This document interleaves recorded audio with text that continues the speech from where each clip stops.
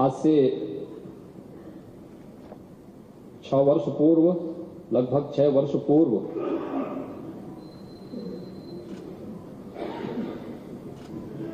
उत्तर प्रदेश के अंदर, उत्तर प्रदेश की जनता जनार्दन ने आदरणीय प्रधानमंत्री श्री नरेंद्र मोदी जी के आह्वान पर सबका साथ, सबका विकास, सबका विश्वास और सबके प्रयास के इस मूल मंत्र को अंगीकार करते हुए उत्तर प्रदेश के अंदर सत्ता परिवर्तन करने का कार्य किया था। सत्ता परिवर्तन के फलस्वरूप 2017 से लेकर के 2022 इन 5 वर्षों तक सरकार ने सफलतापूर्वक प्रदेश के अंदर कार्य किया और जनता जनार्दन का फिर से आशीर्वाद प्राप्त हुआ। सरकार फिर से पूर्ण जनादेश प्राप्त करके आज अपना यहां पर बजट प्रस्तुत भी की। मैं धन्यवाद दूंगा अपने सहयोगी वित्त मंत्री श्री सुरेश खन्ना जी को, जिन्होंने उत्तर प्रदेश की 25 करोड़ जनता की भावनाओं को ध्यान में रख करके अपना बजट प्रस्तुत किया और प्रदेश के अंदर एक सर्वसमावेशी समग्र विकास की अवधारणा को ध्यान में रख करके आत्मनिर्भर उत्तर प्रदेश की इस परिकल्पना को साकार करने वाला, हर एक तबके का प्रतिनिधित्व करने वाला बजट प्रस्तुत किया है, जिसमें गांव के लिए, गरीब के लिए, किसान के लिए, नौजवान के लिए, महिलाओं के लिए उत्तर प्रदेश की भावी तस्वीर क्या होनी चाहिए, इसके लिए भी अपना बजट प्रस्तुत किया है। महोदय, पिछले 6 वर्ष के अंदर उत्तर प्रदेश के अंदर बजट का जो आकार है ये दोगुने से अधिक बढ़ा है। 2016-17 के अंदर इस प्रदेश में जो बजट प्रस्तुत हुआ था वह 3,40,000 करोड़ रुपए का बजट था और जब मेरे सहयोगी वित्त मंत्री श्री सुरेश खन्ना जी ने सदन में बजट अपना प्रस्तुत किया 2023-24 का, तो उस बजट का आकार इस समय दोगुने से भी 6,90,000 करोड़ रुपए से अधिक रहा है। यह उत्तर प्रदेश के अर्थव्यवस्था के विस्तार को प्रस्तुत करता है। यह उत्तर प्रदेश के जीडीपी में हुई लगभग दुगनी विकास की यानी प्रगति को प्रस्तुत करता है। उत्तर प्रदेश के पर कैपिटा इनकम में हुई वृद्धि को भी प्रस्तुत करता है और उत्तर प्रदेश की जो यात्रा इस दौरान आगे बढ़ी है वो एक जन विश्वास पर आधारित एक यात्रा है, जहां पर हर एक तबके की अपनी जवाबदेही है, कोई अपनी जिम्मेदारी से नहीं भाग सकता। पूरी प्रतिबद्धता के साथ, पूरी जिम्मेदारी के साथ हर एक तबका अपनी अपनी जिम्मेदारियों का निर्वहन कर रहा है और उसके बाद परिणाम सबके सामने है। सरकार किस प्रकार की होनी चाहिए? समस्याओं से मुख मोड़ने वाली नहीं, उसे चुनौती के रूप में स्वीकार करने वाली होनी चाहिए। सरकार ऐसी होनी चाहिए जो जनमानस के प्रति संवेदनशील हो, लेकिन भ्रष्टाचार और अपराध के प्रति जीरो टॉलरेंस की नीति के तहत कार्य भी कर सके। और मुझे बताते गौरव की अनुभूति हो रही है कि लगभग पिछले 6 वर्ष का यह कार्यकाल इन्हीं प्रतिबद्धताओं को ध्यान में रख करके हमने प्रस्तुत किया। मैं कल यहां पर नेता विरोधी दल के पूरे वक्तव्य को सुन रहा था और वो अपनी बात को कह रहे थे। मुझे आश्चर्य हो रहा था कि जब वो कह रहे थे तो उन्हें इस बात पे प्रसन्नता हो रही थी कि उत्तर प्रदेश के पैरामीटर को पिछले पायदान पर धकेलने पर उन्हें प्रसन्नता हो रही थी।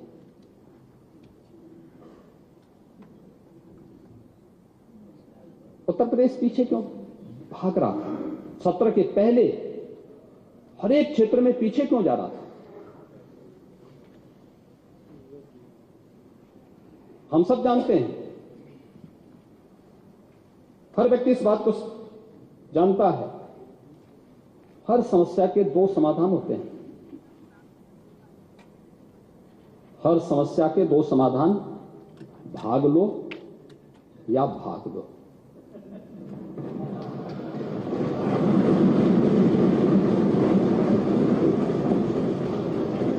या तो उसे चुनौती के रूप में स्वीकार करते हुए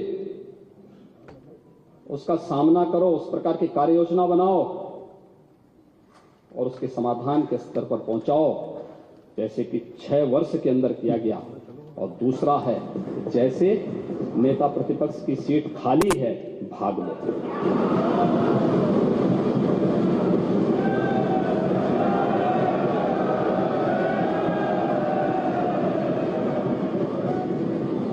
और ये केवल यहीं पे नहीं हुआ है। हाँ, अभी भी आ रहा हूं। अभी तो ये शुरुआत है। अभी तो आप इतने बुजुर्ग हैं, इतने वरिष्ठ हैं, हम आपका बहुत सम्मान करते हैं। देखिए, आपका भी सम्मान करते हैं और शिवपाल जी का भी करते हैं। देखिए, उनको वहां सम्मान मिले ना मिले, हम तो करते ही सम्मान। और इसलिए आखिर इतने बड़े प्रदेश के प्रति हम सबकी सामूहिक जिम्मेदारी नहीं है? ये 25 करोड़ जनता के प्रतिनिधि के रूप में हम सभी सदन में बैठे हैं और ये जिम्मेदारी भी सामूहिक है। लेकिन क्या उस सामूहिक जिम्मेदारी के प्रति कभी हमने उस जवाबदेही को परिचय दिया? कल नेता प्रतिपक्ष कह ही रहे थे कि अगर आप दावोस गए होते तो हो सकता है 50 लाख करोड़ का प्रस्ताव आता। उनको विश्वास हो गया ना कि प्रस्ताव आ रहे हैं।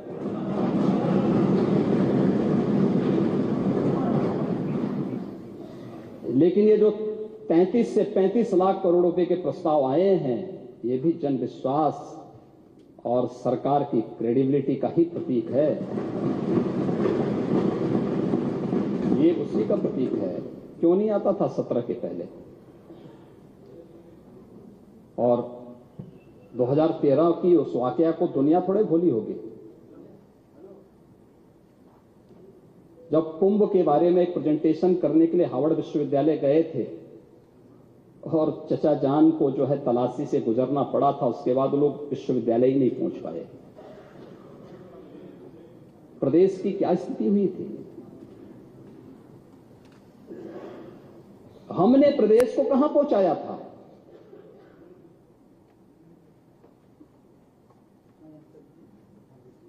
किसी एक फील्ड में उत्तर प्रदेश को आगे बढ़ाने का प्रयास किया होता, लेकिन महोदय,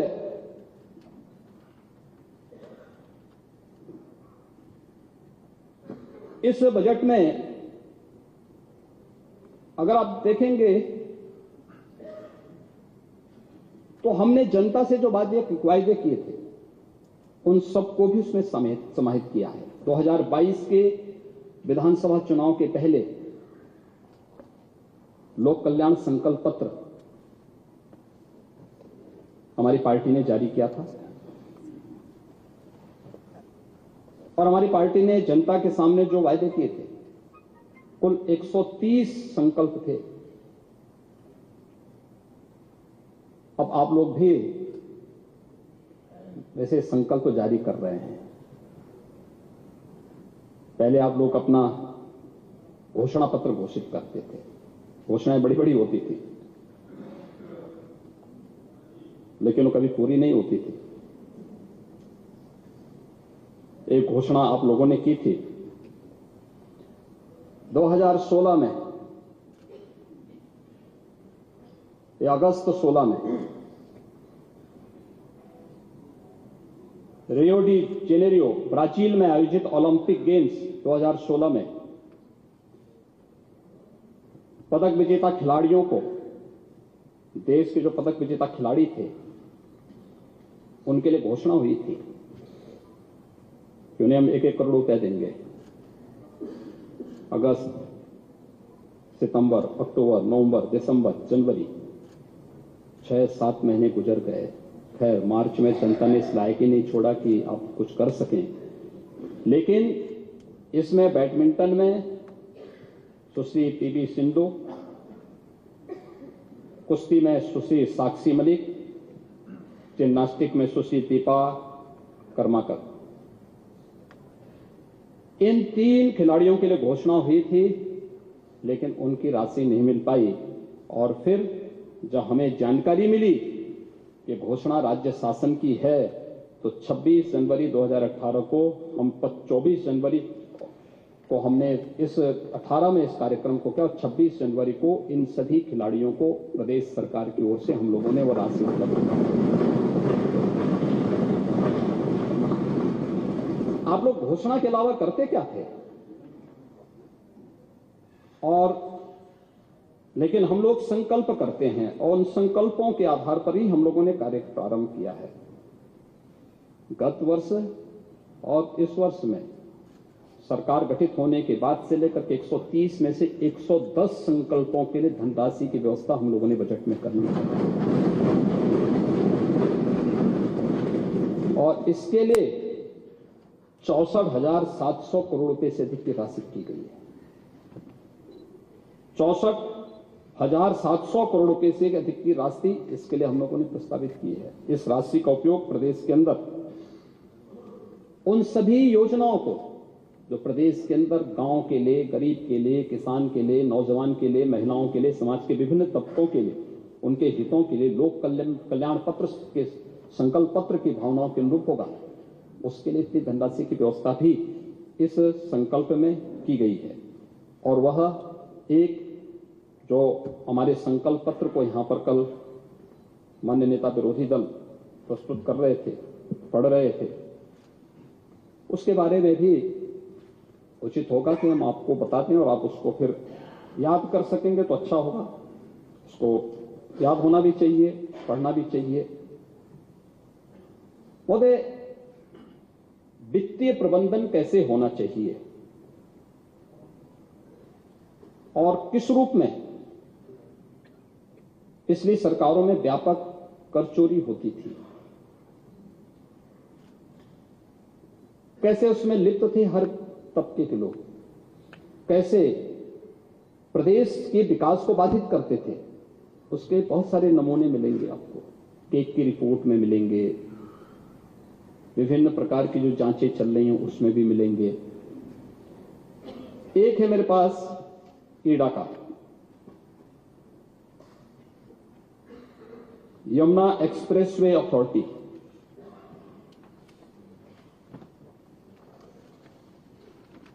ये है इसमें how Ida went from 642 crore loss in 2016 to record profit in just 6 years. यानी 2016 तक कैसे यह 642 करोड़ रुपए के लॉस पे गया और पिछले 6 वर्ष के अंदर कैसे वह रिकॉर्ड प्रॉफिट की तरफ गया है, यह एक उदाहरण है आपके सामने।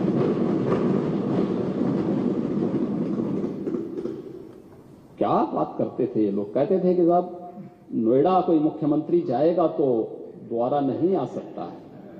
और जब मैं गया था तो नेता विरोधी दल उस समय कहते थे अब तो मैं पक्का मान लिया दोबारा नहीं। मैं कहा डंके की चोट पे आऊंगा दोबारा।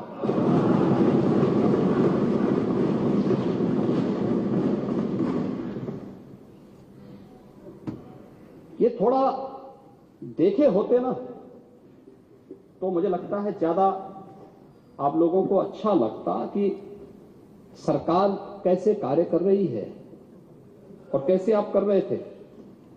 2016-17 में जो राज्य कर का राजस्व था वो कुल 86,000 करोड़ रुपए आता था, और इस बार ये जो वित्तीय वर्ष अभी 22-23 का चल रहा है, 31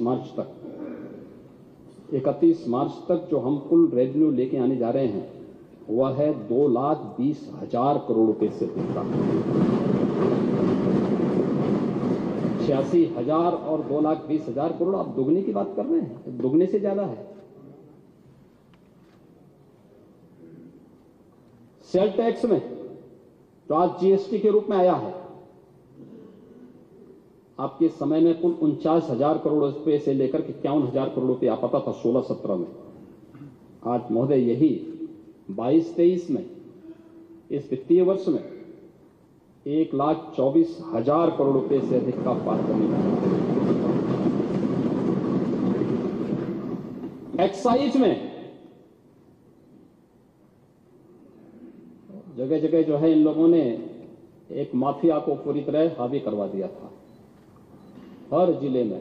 अभी मैं आऊंगा उस पर भी। स्टेट एक्साइज से प्रदेश को 16-17 में कुल मिले थे 12,000 करोड़ रुपए से अधिक, कुछ 12,000 करोड़ के आसपास पैसा मिला था, और इस बार 22-23 में मिलने जा रहा है 45,000 करोड़ रुपए। 45,000 पैसा किसके पास ज्यादा था? ये किसके पास ये पैसा जाता था? ऐसे ही थोड़े कोई खरीद दे रहा है इंग्लैंड में होटल, ऑस्ट्रेलिया में टापू, ऐसे थोड़े खरीद रहे आप। ये सब प्रदेश को लूट करके खरीदा गया है।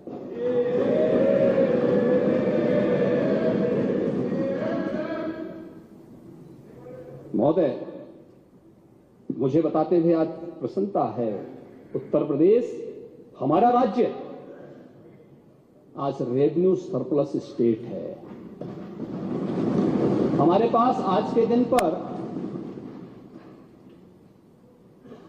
जो बढ़ा हुआ राजस्व है,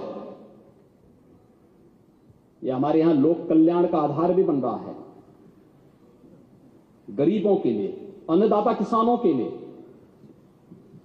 माता और बेटियों के लिए, नौजवानों के लिए, इन सबके कल्याण का भी आधार बन रहा है। और इंफ्रास्ट्रक्चर डेवलपमेंट की, वर्ल्ड क्लास इंफ्रास्ट्रक्चर को डेवलप करने का भी आधार बन रहा है। रेवेन्यू सरप्लस यूपी जैसे स्टेट में, जिसको आप लोगों ने बीमारू बना दिया था, आज वो बीमारू से उभर चुका है। आज देश की बड़ी अर्थव्यवस्था में उभर रहा है। और मैं कह सकता हूं, अभी हमारा पहला ग्राउंड ब्रेकिंग होने दीजिए, उत्तर प्रदेश देश की नंबर 2 की अर्थव्यवस्था होगी, और उसके बाद अगले 5 वर्ष के अंदर आप देखना, देश की अग्रणी अर्थव्यवस्था के रूप में उत्तर प्रदेश होगा। महोदय, ये तब हुआ है जब हम लोगों ने पिछले 5 वर्ष में कोई अतिरिक्त टैक्स प्रदेश की जनता जनार्दन पे नहीं लगाया। पेट्रोल और डीजल के दाम अगल बगल के स्टेट में जाके देखिए, यूपी में सबसे कम है, मिनिमम है।